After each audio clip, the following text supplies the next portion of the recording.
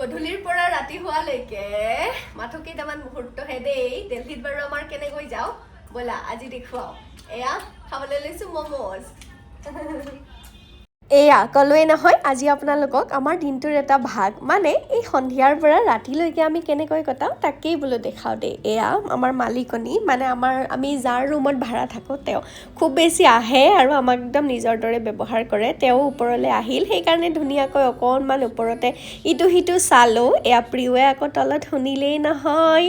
juice বেপাৰীটোৰ মাত সি ৰ'বলৈ ক'লে সি মানে তেখেতো ৰ'লে আৰু তাৰপিছত ধুনীয়াকৈ এটাক জুচ খোৱালোঁ আৰু বাপেক আহিয়েই পালে এয়া 7টা বাজিছে দেই কিন্তু গধূলি হোৱা নাই আৰু ইয়াতে মানুহজনে এইফালে ঘেবৰ লৈ আহিছে তাৰপিছত মমোজ লৈ আহিছে এই সকলোবোৰ অনাৰ কাৰণে বহুত বেছি সন্ধিয়াটো ভাল লাগিল মই আকৌ একদম চটপটাবোৰ খাই খুব বেছি ভাল পাওঁ আকৌ সেইকাৰণে কেতিয়াবা আনে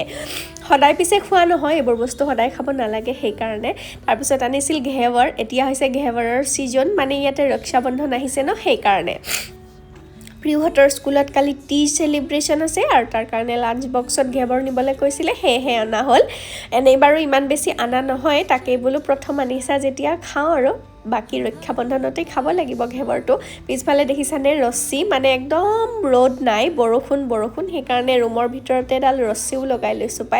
উপায় নাই বুজিছে এইবোৰ খাই মেলি মানুহজনে ক'লে একাপ চাহো দিয়া আমি মানে অসমীয়া মানুহ বুজিছে এইমাত্ৰ মমোজ খালোঁ ঘেবৰ খালোঁ তথাপিতো আমাৰ মানে মনটো ভৰা নাই পেটটো চাগে ভৰিছে এতিয়া মানে চাহ এটুপি খালেহে আমাৰ সন্ধিয়াটো যে গৈছে আমি যে সন্ধিয়াটো উপভোগ কৰিছোঁ তেনেকুৱা লাগে এনেকুৱা মোৰেই হয়নে আৰু আন কাৰোবাৰো হয় জনাব দেই আমাৰ কিন্তু চাহ নেখালে সন্ধিয়া নেযায় এফালে বাপেক পিতেক অকণমান বহিলে মই বোলো লগতেই চাহ খাওঁ বিচনাখনত দেখিছেনে মুঠতে যিমান যি আছে সকলো বিচনাখনলৈ আনে আৰু বিচনাখনতে খেলে মই একদম লাগি ভাগি বোলো মই আগতে খাই লওঁ কাৰণ এতিয়া চাহখিনি খাই থাকিলেতো নহ'ব আকৌ ভাতৰ যোগাৰ কৰিব লাগিব বাপেক মানে অফিচৰ পৰা আহিও এই পুতেকৰ লগতে থাকিব লগা হয় পিছফালে আকৌ কিবা কিবি আনি দিছে সেইখিনিকে খাই আছে কিবা টিক টাক নে টাকা টাক এইবোৰ খাই খুব বেছি ভাল পায় তাকে আৰু বাপেক পিতেকক বোলো তোমালোকে অকণমান সময় খেলা আৰু মই ভাতলৈ যাওঁ ইহঁতক দেখিছেনে এনেকুৱা কৰিব মানে বিচনাখন যেন ভাঙিব আৰু বেছি দিন নাই অৱশ্যে দুটা ল'ৰা থাকিলেতো ক'বই নালাগে এতিয়া দুটাই ল'ৰা হৈছে নহয় ঘৰত মানে বাপেক আৰু পিতেক এয়া পিঠিত লৈ ইফালৰ পৰা ইখন বিচনাৰ পৰা সিখন বিচনালৈ দৌৰিছে জঁপিয়াইছে বিচনা বাৰু কিমান দিন থাকিব তাতে আৰু কাঠৰ নহয় লোহাৰহে বিচনা এইখন বিচনাৰো মানে বিৰাট ভাগ্য বুজিছে এইখন বিচনা একদম অসমৰ গুৱাহাটীৰ পৰা লৈ অহা তাৰপিছত দিল্লীও পাইছেগৈ মই বোলে তোমালোকে খেলা মই ধুনীয়াকৈ ভাতৰ যোগাৰ কৰোঁ ভাততনো কি আৰু আজি ৰাজমাহ চাৱলেই খাম বুলি ভাবিলোঁ মানে ৰাতিৰ ভাত আৰু অকণমান চিম্পুল হ'লে ভাল লাগে হয় নাই আৰু ৰাজমাহ চাউল চিম্পুল বুলি ক'ব নোৱাৰি দেই দিল্লী অহাৰ পিছত মানে ইয়াৰে এইটো ফেমাছ ফুড গতিকে আমিও ইয়াৰে ফেমাছ বস্তুবোৰ অকণ খাবলৈ লৈছোঁ আৰু খুব বেছি ভালো পাওঁ দেই ৰাজমাহ চাউল বুলি ক'লেতো আৰু ক'বই নালাগে হয়নে খুব বেছি ভাল লাগে ইয়াৰে মানুহৰতো তাৰপিছত এয়া চাউল তাউল ধলোঁ ৰাজমাহ বহাই দিলোঁ ধুনীয়াকৈ এতিয়া আকৌ চব্জিৰ যোগাৰ আন কিবা কিবি এই সকলোবোৰ কৰিব লাগিব এইফালে প্ৰিয়ে আহি কিবা কিবি কৈ আছিল মই বোলো তোমালোকে অকণমান খেলাচোন মোক আৰু আমনি নকৰিবা বাপেক আহিলে বাপেকক দিওঁ বাপেকে মানে দুইটাই খেলা কিবা কৰা আজি হোমৱৰ্ক সকলোবোৰ দুপৰীয়াই কৰি থৈছিল সেইকাৰণে ৰাতিৰ একো কাম নাই ইমান বেছি প্ৰেছাৰ নিদিওঁ বাৰু এইফালে বাপেক পিতেকে খেলা দেখি মই বোলো তোমালোকে খেলা চাইছে মই এইফালে আদা নহৰু বাকলিয়াও ৰ'বা আদা নহৰু পিঁয়াজ এই সকলোবোৰ বাকলিয়ালোঁ দেখিছেনে কাপোৰ ধুই গা ধুৱাই কোনো পধ্যে উপায় নাই এই মানে মজিয়াখন একদম ভাটিবেলা এবাৰ মচিব লগা যেন হয় এনেকৈ খেলি থাকে কিবা কৰি থাকে এইফালে বাপেকে গুলি মাৰিছে পুতেকে মৰিবলৈ দিছে কিন্তু নাই নমৰে এনেকৈ খেলি ধুলি থাকে আৰু ৰাতিটো মানে অৱশ্যে এনেকৈ পাৰ হয় ভাল লাগে তাই লাইট চাইট জ্বলাই লৈছোঁ আজি অৱশ্যে আমাৰ ইফালে বান্দৰ এটাও আহিছিল সেইকাৰণে অকণ ভয় লাগি আছে দেই কি ক'ম আৰু হয়নে এয়া ৰাজমাহ চাজমাহ উতলি হৈ গ'ল মোৰো একদম পিঁয়াজ আদা নহৰু মছলা তৈয়াৰ কৰা হৈ গ'ল এইফালে আদা নহৰু এনেকৈ বটি লৈছোঁ তাৰপিছত আৰু মানুহজনক কৈছিলোঁ অকণমান কেমেৰাটো ধৰি দিয়াহে এয়া মছলা লৈ একদম ৰাজমাহ বনাইছোঁ অকণমানে দেই আমি যিহেতু দুটা মানুহ প্ৰিয়নো আৰু কিমান খাব ভাত পানী হোৱাত এয়া 8:30মান বাজিল মোৰ ভাত হ'ল আৰু এইফালে একদম কাৰ্পেট পাৰি লৈছোঁ এতিয়া এনেকৈ তলত খাম আমি তলতেই খাওঁ দেই আমাৰ আকৌ ডাইনিং চাইনিং ইয়াতে নাই ভাড়া ঘৰত আৰু কিমান বস্তু কৰিম হয়নে এয়া ধুনীয়াকৈ তিনিও বহি লৈ ভাত চাত খালোঁ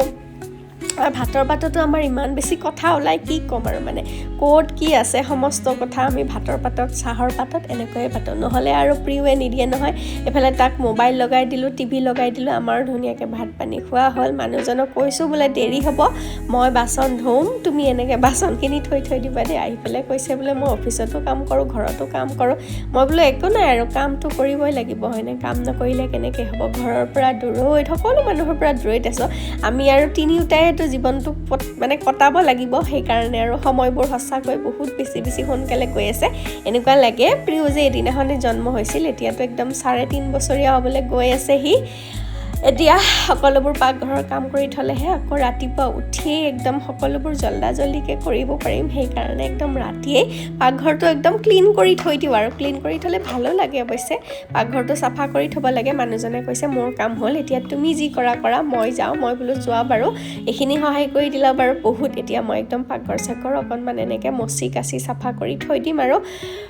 পাকঘৰৰ পৰা ওলাই আহিয়ে মানুহজনৰ আজি আপত্তি এটা পূৰণ কৰিলোঁ তেতিয়াৰ আপত্তি আগতে আমি প্ৰতি শনিবাৰে এনেকৈ ইজনে সিজনৰ মূৰত তেল লগাইছিলোঁ আৰু এতিয়া বেবী হোৱাৰ পিছত সঁচা কথা কৈছোঁ একেবাৰে সময় নাপাওঁ তাক সময় দিওঁতে আমি ইজনে সিজনৰ বাবে সময় উলিয়াবই নোৱাৰোঁ আৰু ৰাতি 9 বজালৈকে তাৰ লগতে থাকিব লাগে ভাত পানী খোৱা কিবা কৰা তাৰপিছত আৰু ভাগৰে দুগৰে বিচনাখনত যোৱা যায় আজি মানুহজনে টিভিতে একদম কিবা ৱেব ছিৰিজ লগাই লৈছিলে সেইকাৰণে অকণমান এনেকৈ টাইম পালোঁ বহুত সময় তেওঁক মাছাজ কৰিলোঁ তাৰপিছত মই কৈছোঁ এতিয়া মোকো মাছাজ কৰিব লাগিব আৰু অকণমানহে সময় দেই আমি এনেকৈ থকা দেখিলে প্ৰিয় একেবাৰে চাই থাকিব নোৱাৰে সিও আহি পেলাই আমাৰ লগত অকণমান ধেমালি কৰিব কিবা কৰিব আৰু আমাৰ আজি সন্ধিয়াৰ পৰা ৰাতিটো এনেকৈয়ে গ'ল একো বিশেষ মুহূৰ্ত নাই কিবা অকণমান সৰু মুহূৰ্তৰে আমি নিজৰ জীৱনটো দিল্লীত মানে কোনো পৰিয়ালৰ মানুহ নোহোৱাকৈ আপোন নোহোৱাকৈ এনেকৈ হাঁহি মাতি ফূৰ্তি কৰি কটাবলৈ বিচাৰিছোঁ আৰু আমি কটাইছোঁ বুলিও ভাবোঁ দেই সেইকাৰণে বহুত বেছি ভাল লাগিল আৰু আপোনালোকৰ লগত শ্বেয়াৰ কৰিলোঁ যদি ভাল পালে লাইক শ্বেয়াৰ কৰিব